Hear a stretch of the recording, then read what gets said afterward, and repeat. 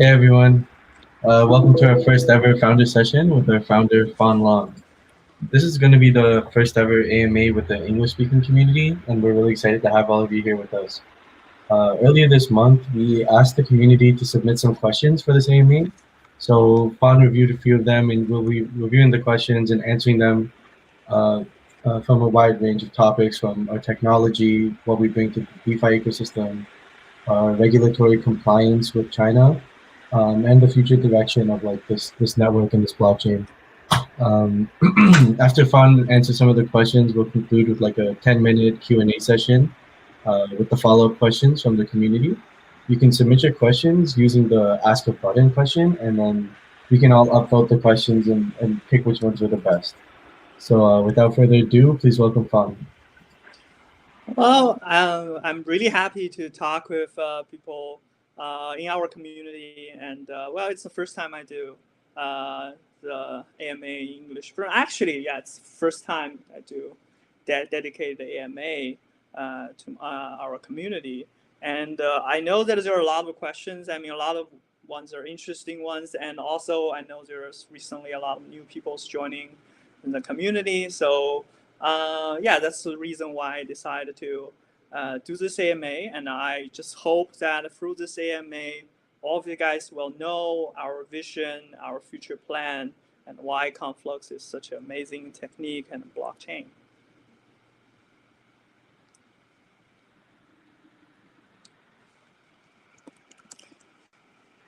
So, Sammy, maybe you can just I think we have summarized some of the questions from the community. So maybe Sammy, you can like just ask a question. Felt like still have a conversation so that you can ask some, just read the questions or the questions that we feel like that's really interesting to the communities, and I will answer them.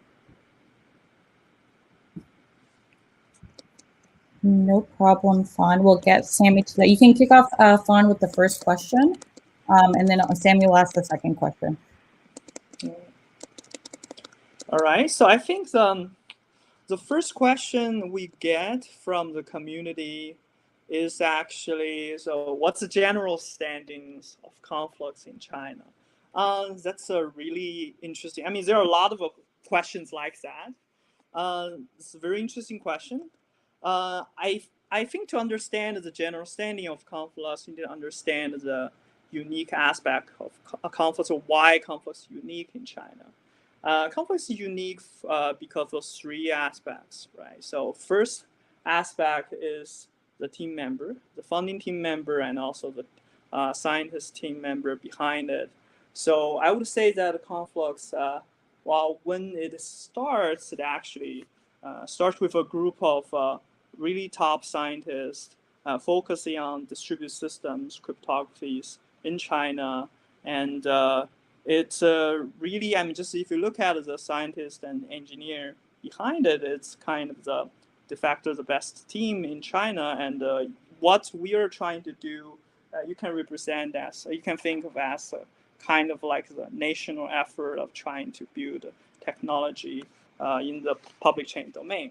So that's because our team is so unique, and that leads to or facilitates to the second aspect of Conflux, which is we are, unlike a lot of, I would say, public chain in China, we are maintaining a really good, I would say, communication channel with different levels of government. And we are trying to, I mean, the goal is to make sure that we are doing the technology well, they understand what we are doing, and whatever we come out will be regulatory compliant.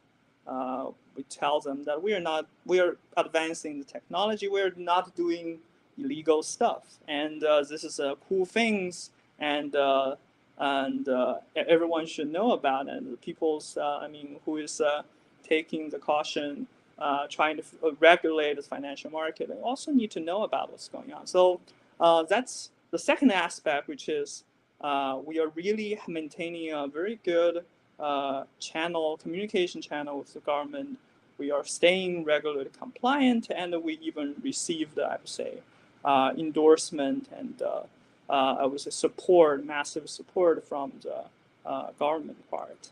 So the third aspect is that it's we have I think we have a very unique technique. The techniques that we are working on, the consensus algorithm that we are using, I think is so far the only one that that is in running, do not sacrifice decentralizations or security for the performance.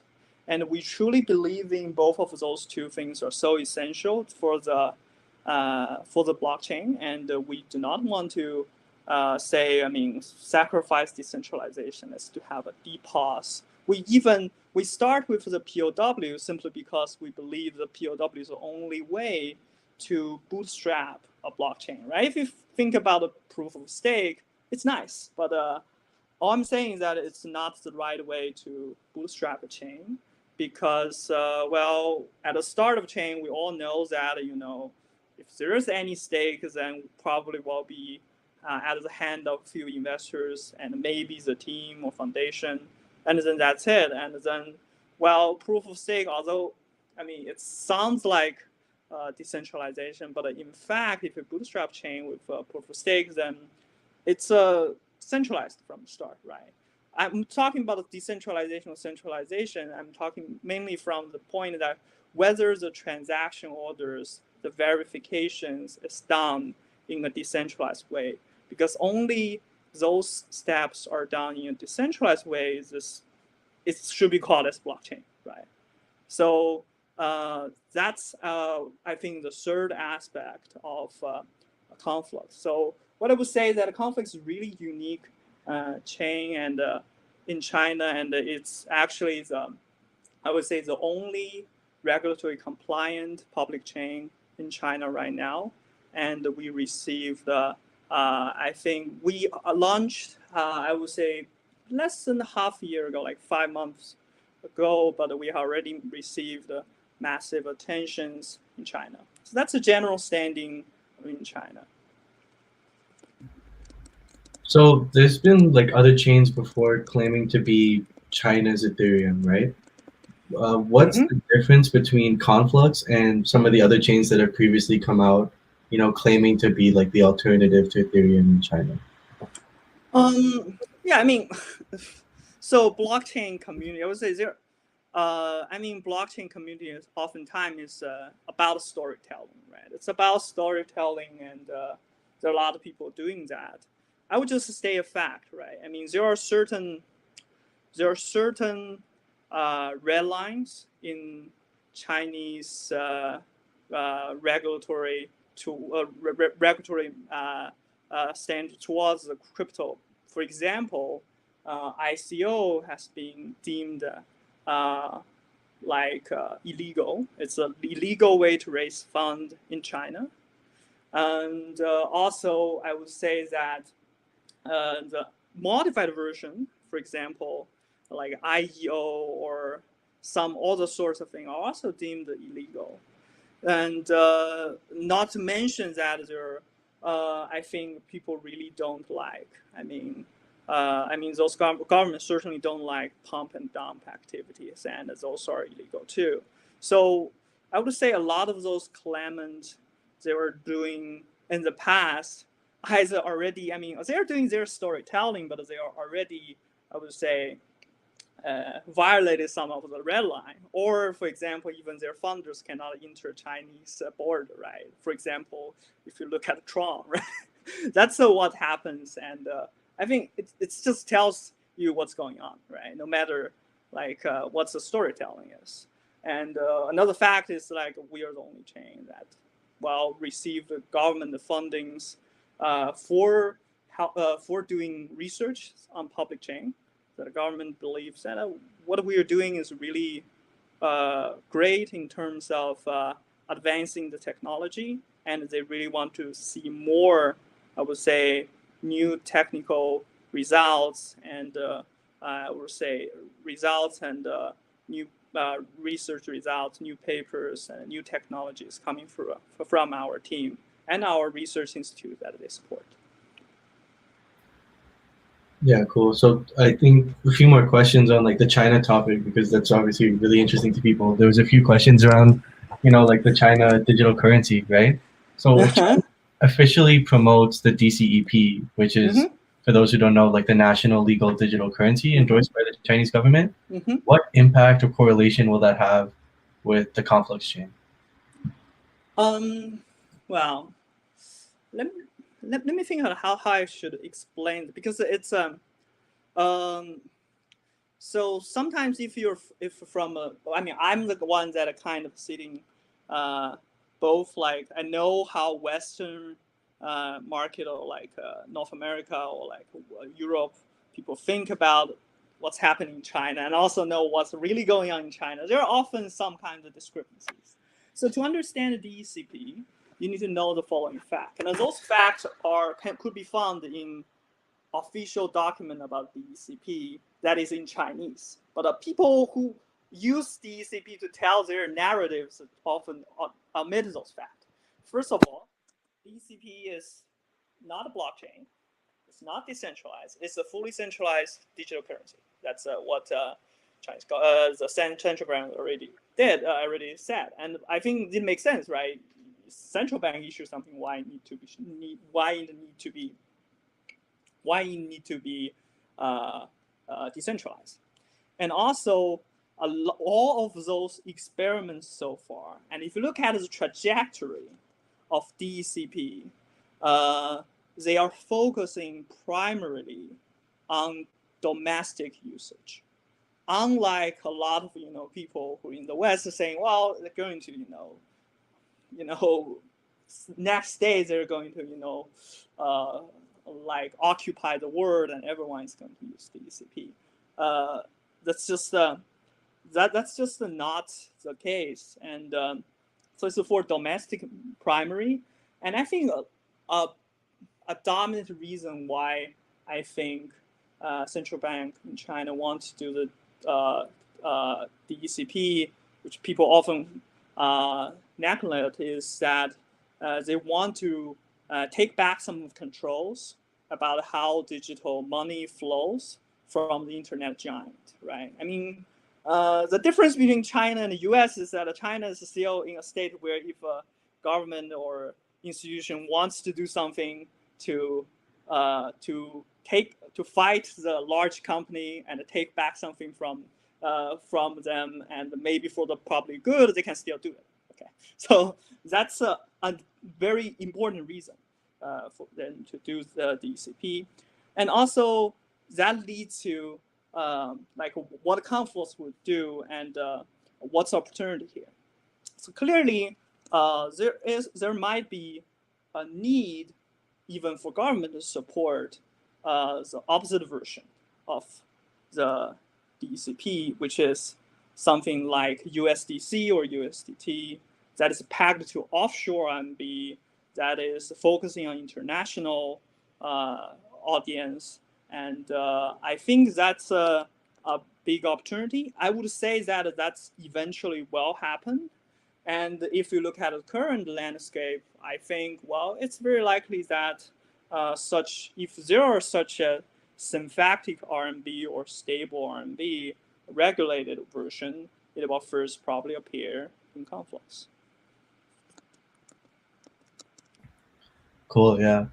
I think a few technical questions now. So there's been a lot of new eyes on Conflux, which is a good thing, right? And I guess in terms of like TPS, congestion, how the chain operates, like how does Conflux compare to, some of the more established chains that people are familiar with, Bitcoin and Ethereum? Yeah. Well, let me first share some numbers, right? The numbers that we have been collected either also both in lab and during our launching phase, where we have a long period of testing, where we invited people from the community to test the Conflux technology. So we can, if it's a simple payment, uh, we can process 3,000 to 6,000 transactions per second, and we can confirm a transaction depending on the network situation, but it should be around half of a minute. And if you're doing smart contracts, then certainly you will be able to do less than 3,000. But still, I would say that would be in the number of thousands. And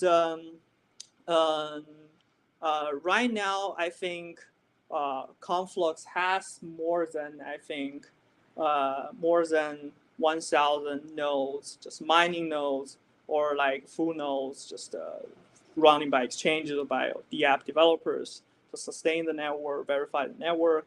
And in the testing phase, we have been reached 5,000 nodes while still sustaining more than 1,000 TPS. That means it's not purely like a lab number. It's a number that we have been verified during our testnet phases. And if you go back to look at what happened in the past during our testnet, where we invited community members to do the testing. So that's a performance number, and how we did that, right? So how we did that. I mean, often question that people would ask is, okay, there is an impossibility triangle, right, or trilemma, right? Well, you cannot possibly do this without sacrificing decentralization, and without sacrificing decentralization or security. Well, I would say the trilemma is kind of a narrative that pushed by Ethereum people. We also do not, trilemma is there. We do not solve trilemma, the fact. But let's think about it. Let me just rephrase to you guys, what is a trilemma, right? Well, the Ethereum version of a trilemma is saying that the processing power of each computer is constant, right? There's a constant limit. There's a limit on how much transaction each computer can process. And then as more people joining the network, the number of transaction need would grow linearly, or at least maybe even in square or linearly at least. And that means that one day you will run out of a processing capability if you still do not sacrifice security and make sure that everyone verifying every transaction. Okay, whether this statement is true, this statement is of course true. I cannot say that this statement is false. And this is actually why they push the narrative that sharding is the only thing that can save the world. But there is a simple fact that they just don't tell you. Okay, the fact is, what is actual processing limit of our computers? Right? I'm using a MacBook Pro that is talking when I'm talking to you guys. And if you look at our current network, well, our current network is fairly fast, and it has this like a 40 megabps. While my home connect to that, right? So that can easily translate to, I would say, sending or receiving thousands or close to 10,000 transactions per second. And if you look at the processing capability, well, our CPUs could verify clearly more than 10,000 transactions per second. And if you look at the storage, our storage SSD could also do similar amount. So the fact is, it's right that our network will be limited by its slowest computer, but our computer hardware is really pretty powerful, right? The only reason that we cannot do that is because we are limited by the bottleneck of consensus algorithm, and then limited by the P2P network core performance, and then limited by the storage, and it just requires, end-to-end redesign to realize the hardware potential, and that is what Conflux did. We are not doing some magic, which sounds great, but in the end sacrifices security or decentralization. We just do an end-to-end approach, look at the whole system stack from the consensus algorithm to the network to storage, and what could be done that can make it better. And that's what we did, and that's why we get those numbers. So regarding about the 2.0, Ethereum 2.0, I think this is really interesting debate, right? I mean, well, so first of all, you never know whether Ethereum 2.0 will arrive. I mean, they are saying that Ethereum 2.0 will be there since 2016, and now it's 2021. And well, if you look at how things evolve in the past, then probably you should not expect Ethereum 2.0 will be there next year or the year after. Maybe by 2030, they will be there, right? That's my first thing. And then second thing is technically, even Ethereum 2.0 is there, there is very important advantage of Conflux, which is we are not sharded, right? We are not sacrificing security, and also you do not need to figure out the difficult management of how to, do the back forth and split the state of sharding, and be careful about that, right? Yeah, cool. I think that's a good explanation. Last question on China. I mean, so many, people have so many questions.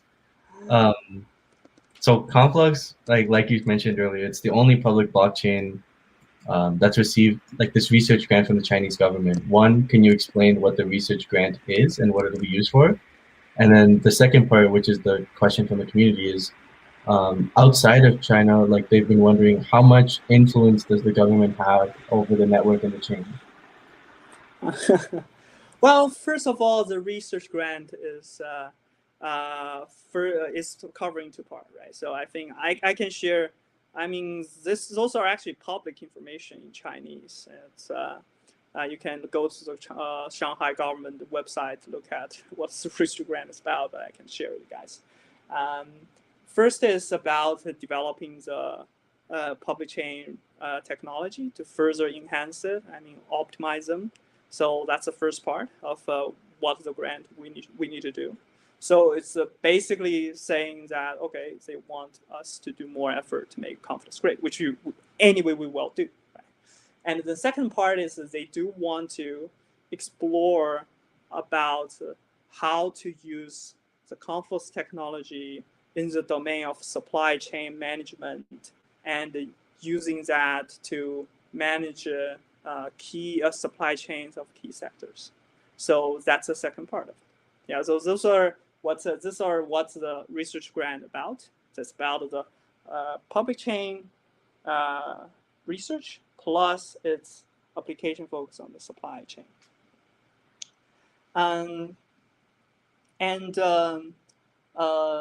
Well, the question is how much influence they have. Okay, so I understand what you guys are curious or want to know.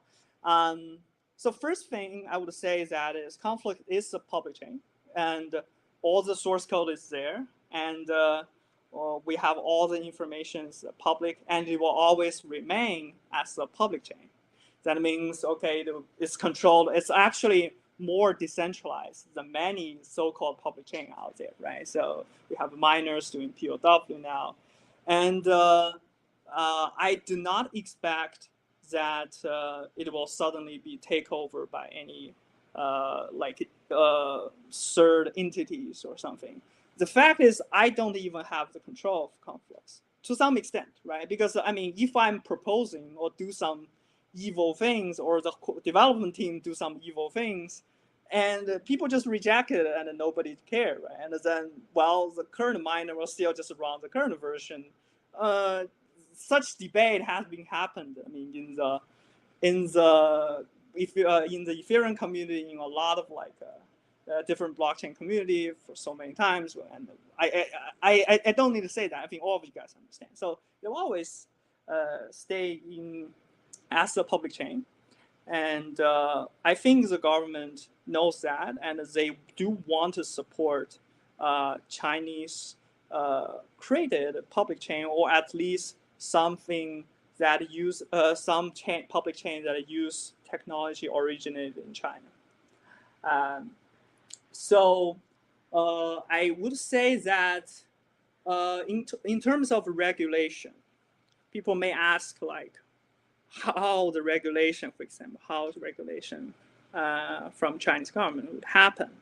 I think I can guess. I can provide a guess. I think what would happen is they will, first of all, they may try to do what a lot of things that the U.S. government or European government already do, is do the on-chain analysis, try to figure out how financial assets are being flowed in the public chain, right? And that's, well, we have a lot of companies like that in Silicon Valley, like chain analysis, which is trying to figure out who's behind which Bitcoin address. And you can expect that, every government will do that, no doubt. And then I think another degree is, well, there might be information that the governments do not want, and then they will place the regulations at the interface between the real world, internet world, and the blockchain.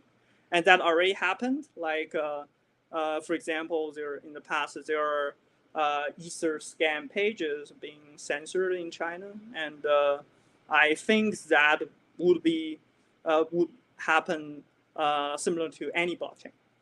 And I think it will be a combination of those two. And I think this is independent from the public chain technology. Okay, on to another one of the most asked questions.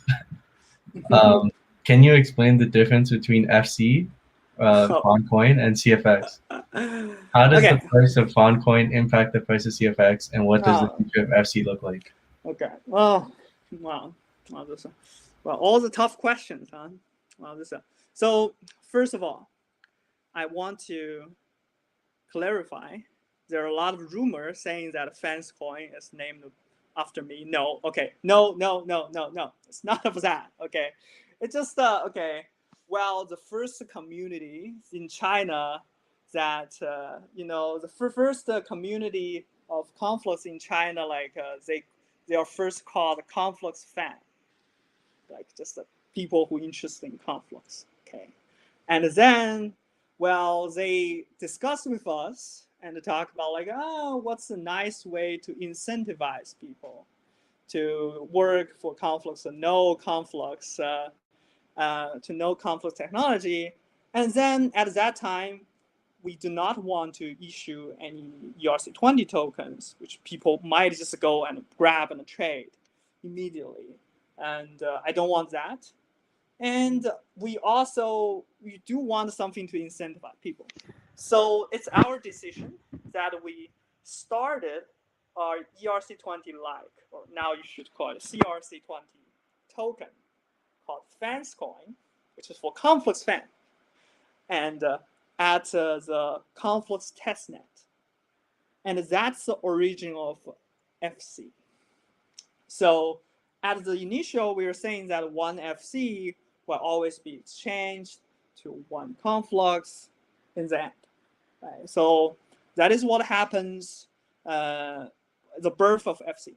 Right? So it's still there. It's still what it is. And so you may ask why there is a price discrepancy. Okay, I think what happens close to the launch of Conflux is that there are some old members who want to keep their FC, who do not want to exchange for CFX, and maybe there are also small groups just keep arguing that one FC should equal to more than one CFX. I mean, there will always be such people in Conflux. And well, this is certainly something that I cannot grant, right? I mean, we have Conflux Foundation has a board. I cannot just simply decide, okay, now one FC can worth more. So then, in the end, we just say, okay, we set up exchange contract, and anyone who want to exchange FC to CFX, you can do it. And the total number of FC will ever issued will be 21 million. And then we will have a 21 million CFX always sitting there, and it generates interest there. And then if you stake FC earlier, you will get more interest. So basically, we do our part. And then it's a decentralized network, right? I cannot force people to exchange it. And there are some people believe well, the community will bestow more values to FC, blah, blah, blah, blah, blah, blah, blah, blah, blah, blah. I must demystify. I mean, I know that a lot of FC holders will not like what I'm saying, but I must demystify some of the things because those are not true. Right? First of all, there are people saying that FC is a special governance token. Okay, it is a governance token, but it's not special because eventually, because in the end, FC is a CFX and the CFX has governance functionality. So basically, that means that FC is a governance token, CFX is a governance token. We do in the past during early days, we allow FC to vote and maybe even vote more conveniently than CFX. That's just simply because in really early days, I mean, we believe that early adapters can make more sensible decisions about what is good for the network. But I mean, we do not. So at least it's it's my point of view is that we are not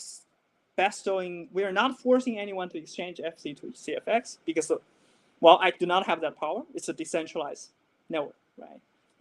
Well, I cannot force anyone to burn their CRC20 token. So you can choose to do that. You can choose not to do that. And if a group of people want to bestow values on FC, go ahead. I cannot say you cannot. But we are not going to have some secret plan about FC. Everything is transparent.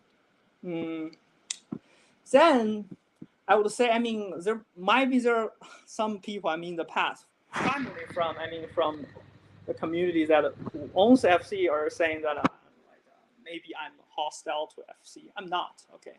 The reason why I always want to tell the truth is because I know that FC has a very limited liquidity. It has a limited supply or limited amount and limited liquidity. That means it is easy for some external capital forces to do the pump and dump schemes on FC. And that is why we do not want, people get tricked by, I mean, I want people to know what's true about FC and what's not. And because whenever there is a pump and a dump on FC, because it's easy to manipulate, right? And then it's the people who invest lost money. And maybe they don't understand and they will not blame the people who caused the disturbance, but they will blame us, right? So I want to make this crystal clear, right? So if I look at the price, I think it's possible. I think it's reasonable that FC is slightly higher than CFX, simply because, first of all, right now, if you put FC to that exchange contract, you can still get much more APY than CFX gets, and that's totally reasonable. But for large price discrepancy, you need to ask whether FC has that much internal value of its own, or community already bestowed that much internal value as well, or whether there's some pump and dump going on, or maybe because CFX is undervalued, right? It's either one of those three. Okay, so you need to figure out yourself.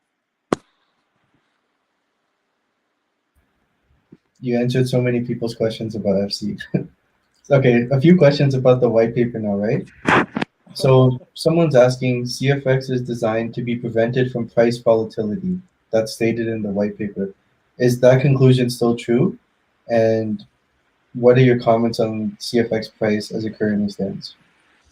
Well, I mean, I think white paper states for itself. I mean, we never say we do not want volatility. I mean, we have mechanisms there, and there was some changes in the mining supply due to the DAO action. But I think besides that, I mean, white paper is just a white paper, and it says, I mean, the fact is, okay, the crypto market is volatile, right? And there's nothing I can do about it. So it's like if you want to ask me what would happen next day, I don't know. Right? I mean, that's really the fact. I mean, nobody knows like what would happen to BTC price, and nobody would know what would happen tomorrow for CFX as well. It's just because the short term is really volatile, and it's not like I like or do not like volatility. The team what really cares is that we want to build a blockchain ecosystem that can stand the test of time. What I really care is, or what the Conflux team really cares, that 10 years later, 20 years later, there are still people using Conflux, and the Conflux still matters, and maybe Conflux will be important in the blockchain or public chain there still. That's what we care. And we do understand that the liquidity or maybe even the value of CFX is important to helping this process. So, but I think in terms of market volatility, it's never something that we can do about or like prevent. It's just we have the mechanism there, and there's nothing that we can say stop or something. Or in terms of a Conflux price, as I said, I think short term, I cannot make any like investment, or short term, I mean like next day or the days after, right? I mean, there are a lot of short time like events that will influence, or rumors or those things that will influence the price, and I think it's really hard to understand like or figure out what would go, and I do not want to give you guys wrong suggestion. But I think if you look at a little bit longer, I'm very confident about the Conflux. I mean, even its price. So that's based on the following. That's based on the following observation, right? First of all, if you look at the current Conflux, I think the current Conflux market position in China, and well, just as you guys asked, there's still a lot of, so-called or claimed China's Ethereum was still out there, which is actually just their failed storytelling. And you look at their market cap, and you look at the market cap of Conflux, and also you see there are a lot of people who do not know what's going on in China market, and that's why I believe over a long time this discrepancy will be corrected, and I think in the middle term I'm confident about Conflux. As long as, of course, Conflux will also be, CFX will also be influenced by the big environment about the crypto market. Like nobody will escape the grip or the rise or fall of BTC, right? But besides that, I think there is a discrepancy between what Conflux currently is in China and the current market cap or the recognition of Conflux outside China. And this discrepancy will be closed, and that's why I'm confident about the Conflux in the middle term. In the longer term, I'm very optimistic. And if you look at all the important, innovations that happened in internet, China is such a unique terrain because of maybe it's like regulation or because of the culture. Just every important thing that has a version in Silicon Valley or in the West, they will have a counterpart that is almost on the similar order of magnitude, maybe slightly smaller, but a similar order of magnitude in China. And I think Conflux is in that unique position right now to grip that spot. So if you think about like, well, we have Amazon versus Alibaba, we have like Facebook versus Tencent, and all of those comparisons, you can go on, right? And that's why I'm very, I would say, confident about the long term, the really long term future of Conflux as well. So one thing that's super unique to Conflux is the smart contract transaction sponsorship mechanism, right?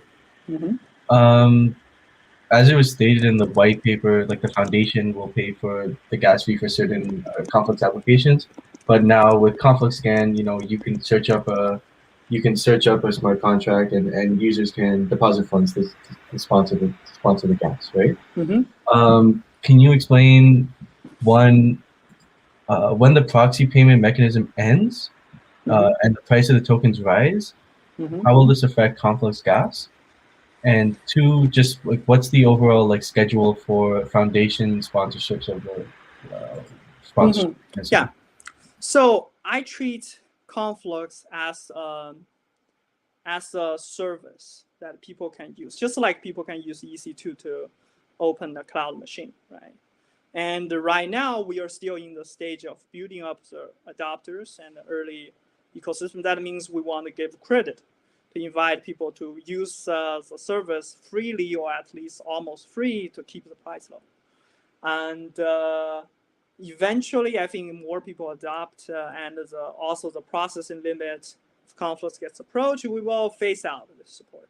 And at that time, certainly, well, some people will leave, but there will be, I believe, there will be more people like what Conflux provide, and then will stay, and then the transaction fee will go up a little bit, right? Just because now we have a competition and no one is paying that for free.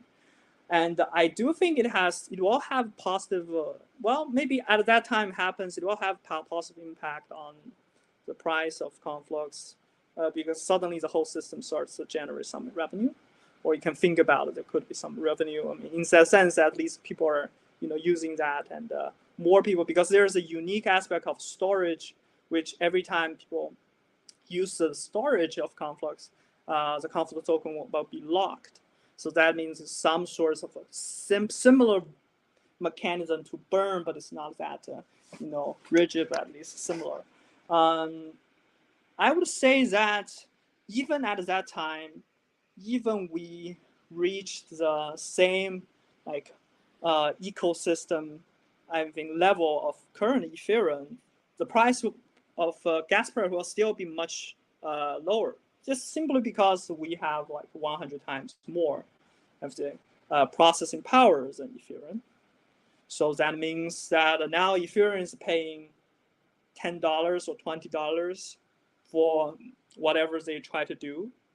When we reach that ecosystem stage, probably the gas cost would be 0.2, because miners can pack enough of that to make up the difference. It can make the same amount of money. Right?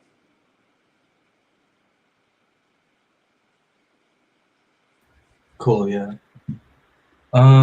As Conflux starts to expand more into the Western markets, right, especially this year, what are the plans for CFX to be listed on more international exchange? Uh, okay, so well, so I would say that, well, we are confident that more exchanges will adopt Conflux, but well, due to various reasons, I cannot say definitely. Right? So, well, yeah, even I have information, probably I'm not allowed to share. So, unfortunately, I'm really sorry. I think that's a sufficient answer. Yeah. Um, this is just like a general Conflux question, right? And I think it's like a cool, and I think it's like an important answer too, right? How do you see Conflux's position within the decentralized global economy? uh, so, could you repeat that question again? The question is, how do you see Conflux's position within the entire decentralized global economy Mm-hmm. as Conflux currently stands right now? Yeah. Um, I think Conflux brings two new things in the table, right? So the first thing is that, well, I think when more people know Conflux technology and what it offers, will realize it's simply already provides almost everything that people would hope for Ethereum 2.0, and maybe even better because we don't sacrifice security or decentralization. right? It's difficult to bootstrap the ecosystem, so it's challenging to bootstrap the ecosystem. So it takes time to bootstrap that, but I think that's one unique thing that is general for everyone in the globe. The second thing is I believe it creates bridges for, I mean, people in the West to know what's going on in China in the blockchain space, or maybe if they want to participate and enter China market, we could provide support and connections. Also, it's the same for a lot of Chinese projects. Like I think very few. I mean, a lot of Chinese public chain are like China focused, right? Their funders really talk to English audience, and I think we do have the vision that we want to be a global chain. We always will be a public chain, and I do believe that in the next stage of the decentralized finance or like just blockchain development, regulation compliance would be really important, and we can provide that communication channel and this platforms for Western project who want to enter China.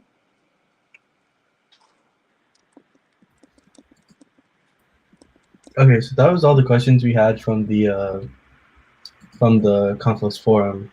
I guess we'll dive into the most upvoted community questions now.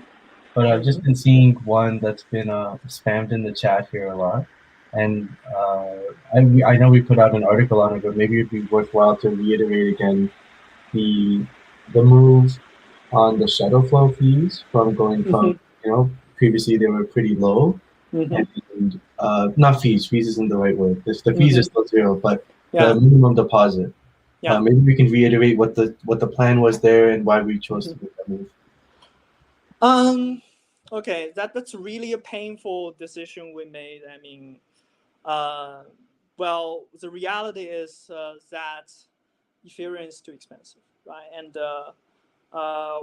every time, when you operate on the bridges, you have to have a part of the logic on Ethereum, and the logic would be, you can expect that it would be much more complicated than simply transfer Ethereum and token.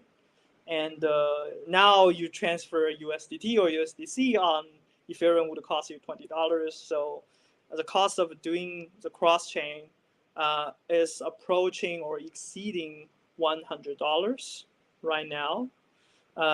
So that's actually the reason why we, at some point, we decide we still are willing to cover some of the expenses, but at least in a meaningful way, right? In a way that where, if you shadow in something, the minimum amount is at least like a multiple of that cost. And that's why we set a minimum amount high. And I think there are two possible solutions to this problem. I mean, one possible solution is the Ethereum gas fee could be lower, then I would be happy that happened, but probably not going to happen soon. Or maybe Ethereum price could be lower, and I think that may more likely to happen, as that's what we'll say. But at right now, I mean, it's really a problem at the Ethereum end, and there's limited things that we can do about it. Cool. Yeah. Okay. Yeah, I mean, I agree that 1,000 is ridiculous, right? But paying $100 for the transaction fee or anything gas to the is also ridiculous, and that's just because Ethereum is a ridiculous chain. Right? Let's dive into the community questions. Okay, number one most upvoted question. Conflux is often advertised as bridging the gap between East and the West. However, right now it is only accessible on predominantly Asian exchanges and apps like Condragon built on it, or almost exclusively in Chinese. Are there plans by the Conflux team for increased marketing, visibility, and expansion into other exchanges utilized more heavily by Western markets?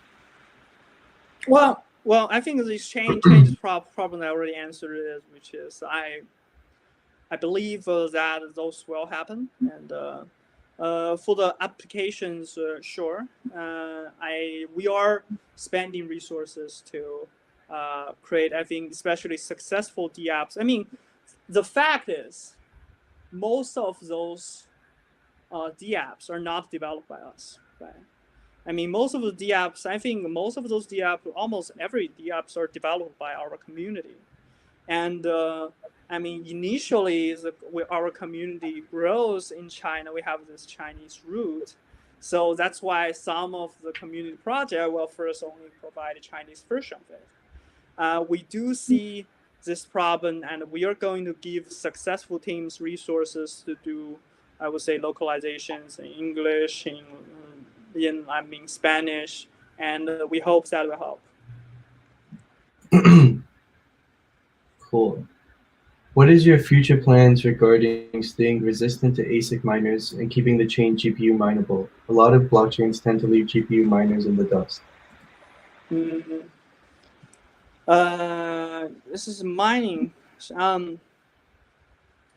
So first of all, if there is ever a mining component in, Conflux, I would prefer it's in GPU rather than in ASIC, because I believe that GPU will be more decentralized. But of course, whenever such threat rises, whether we really take dramatic efforts of like hard fork to break ASIC, I think it really depends on circumstances, like whether we can do that, whether we can afford to do that, and that's what I would say. And how to leverage GPU in the dust?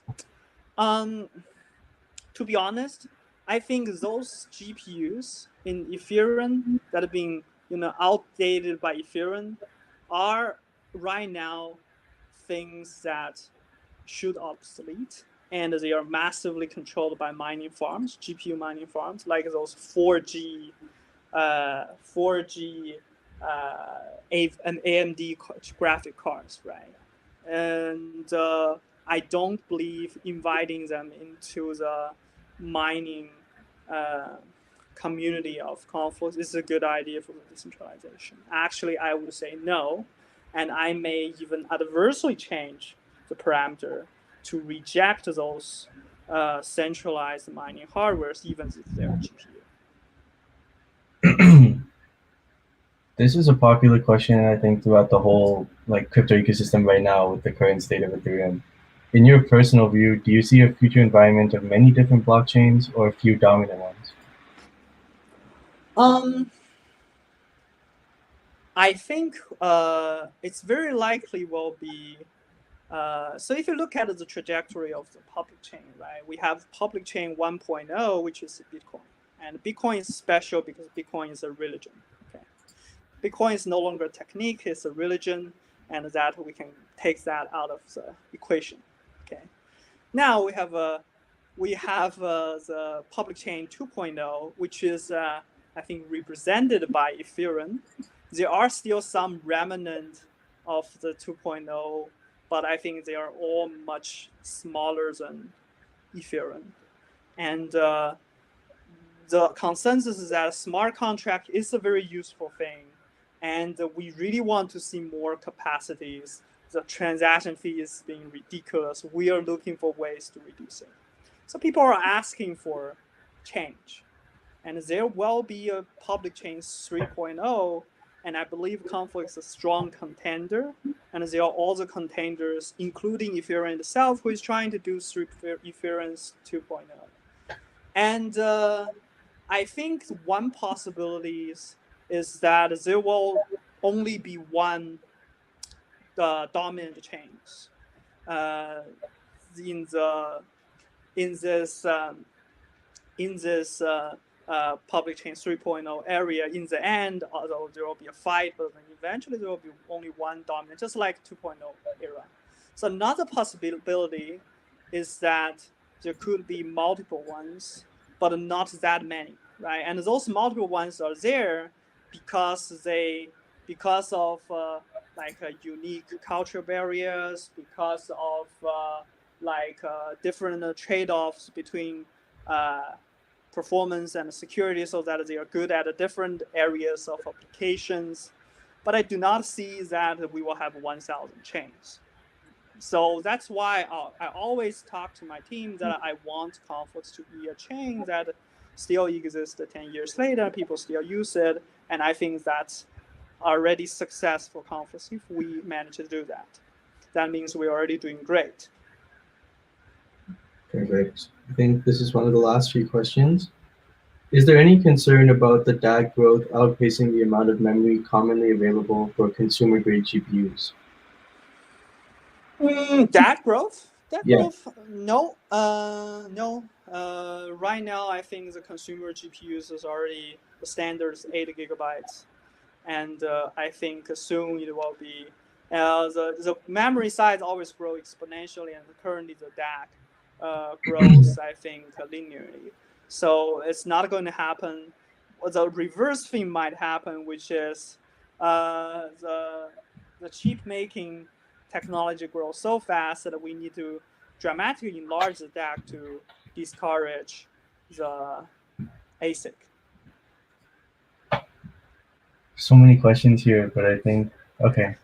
I can take a few more questions. I think we can. Well, if there's enough need, I can stay here for another 10 minutes. Okay. I like this one. What projects are Conflux and local Chinese governments currently working together on? Well, so one thing that I already mentioned is we are working on supply chain. I would say oral supply chain project, right? That's part of a research grant, and we are in the past. I mean, during COVID time, Conflux uses technology also developed. I would say developed donation tracking system. I think in the COVID time, I mean, there are some I would say maybe local management areas, they lack the confidence of the public, and the people worrying whether the donation actually goes to the people that needs it. So we made I would say blockchain tracking mechanism that donators and the receivers will take photos and create an NFT like certificate, put it on chain so that you know that who received your donation, and that have been widely reported by, I think, really the Chinese official media, like I think Xinhua News, right? So that's another example of what we did, and we are right now looking for just extending the, for example, the kind of some government management processes like documentations, IDs, with the proper encryption algorithms. They can use blockchain techniques to have a higher security. We are also, I think, looking for to, I think, help the, as I mentioned, like offshore RMB, whether it's possible to design a offshore stablecoin RMB to be hosted on Conflux and stay regulated. So those are things that we are in our mind, and we are working and talking with various levels of government. So a common complaint with proof of work, right? Even though most of us recognize it's more secure, is this concept of 51% attacks, right? On the current roadmap, there's an upgrade to eliminate 51% attacks. How is this possible for a POW blockchain like Conflux? Well, what we are doing, what we plan to do is we plan to add a finality component to the public chain. That means our public chain. That means we are, this is actually a very important update. So it's still on the debate, but on the debate of how to do it properly. But I think we have the skeleton. Basically, we are going to ask what people currently do is just stake their CFX to do things to receive a passive reward. We're going to ask them to join a finality process like proof of stake, but the difference is not proof of stake because they are not there to verify transactions. They are not there to processing transactions. They have no power to processing transactions. They are here to just, put stamps on finality stamps on what happens in the POW tree.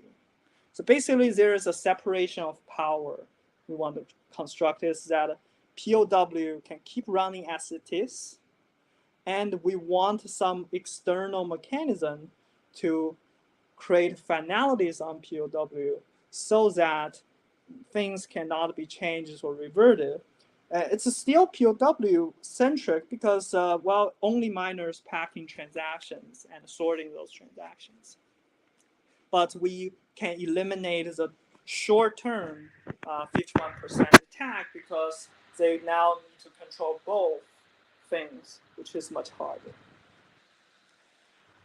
And I think the impact on the ecosystem is that instead of, I think, there might be more, active participations on the staking part because instead of a passive reward, we will asking people to do more active things and then receiving a higher reward if you're actively participating and no reward if you are not participating at all. Great. Thank you, Fun, for that explanation. Actually, Sammy had to log off, so I'm going to tag team with him and ask a few other community questions. There's a great one about the tree graph, and Conflux and its tree graph tech is unique. What prevents other blockchains to use the same technology? Well, nothing prevents all the blockchains to use the same technology. I think, the blockchain word always exists for the credibility. If people copy, I think the fact that if there's someone copy our technique or even fork our code, it's just the fact that we are doing great, and only great chains being forked, right? You never heard a Mr. Potato chain being forked, right? And that's the first thing I would say. And then in the end, even people fork the chain, they will probably stay there if they don't know how to move forward, how to provide, the next necessary step. So we are not worrying too much about that. And if someone is doing it, that might be a sign that we are doing great. Awesome. Now, somebody asked, are we looking at any fiat on-ramps to Conflux for direct purchases? Pardon? Say that again. Are we looking for any fiat on-ramps to Conflux for direct purchases? Fiat. Yeah. No, not at the moment. We are not exchanges. We are just okay. In the end, what we care is do the great technology and maybe grow the ecosystem. Excellent. So I hope that answers that person's question.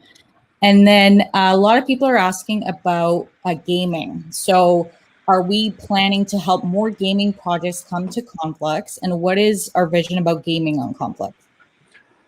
I do believe that gaming is a very promising direction, especially if you combine the gaming with NFT.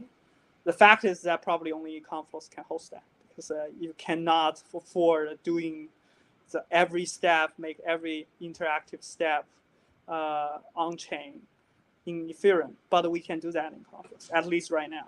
So I do believe that's a very important direction, and that's why we are actually giving grants to, for example, Dragon, who is a very successful, I would say, game so far, and to have their help their international effort. We are also contacting, I think, more people in the gaming industry and persuade them to develop in Conflux. Awesome. Exciting. Yeah, gaming is a big one. And another one, I think we can stay on for 5 more minutes. So there is some concern about the 5 billion CFX that were produced in the Genesis block. What are some potential scenarios that may occur when these coins become unlocked? Well, partly are already unlocked. I think, well, they are unlocked linearly. And I think there are substantial, if you look at the white paper, a substantial part of the token is there, I mean, up to the community to decide what to do. And they do want, there just to make sure that in early days we can support the ecosystem to the way that we want. For example, sponsor the gas fee, those things. And well, with DAO, people want to burn that part, I'm fine with it, right? So I think the substantial part has been actually allocated to, and also I think all the funders and the team, we truly believe in Conflux, and that's why, I mean, well, we actually really care about our reputation. To some extent, we know that, I mean, the early times where when those tokens are traded, there will be volatilities. So all the funders and chief scientists, we locked our tokens on chain till August at least, and probably that will be extended later. And that's another part. And I think people don't worry. I mean, there are. I think maybe the only part you need to worry about is maybe they do have private investors, and they may try to claim the profit by selling Conflux. But so far, I think Conflux is doing, I mean, I would say okay, right? Not fabulous, because I think it still has potentials longer around, but I think it's doing not bad. Awesome answer. And I think last question, why Conflux? Why should people pay attention to Conflux, use Conflux? Well, because Conflux is unique, right? I mean, is there any chain that is there any else chain that is regulatory compliant in China, and also deliver everything you want from ETH 2.0, which if you keep waiting might come true only after 2030 or 2040.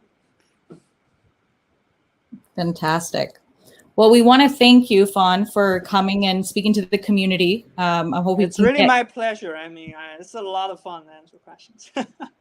And we're hoping to do more AMAs with Fawn, so stay tuned for those announcements. And for those who couldn't be here live, we will have the recording up on our YouTube as well as a replay here on Crowdcast, so everybody will be able to tune in. No, great. See you guys. Thank you, everybody. Bye.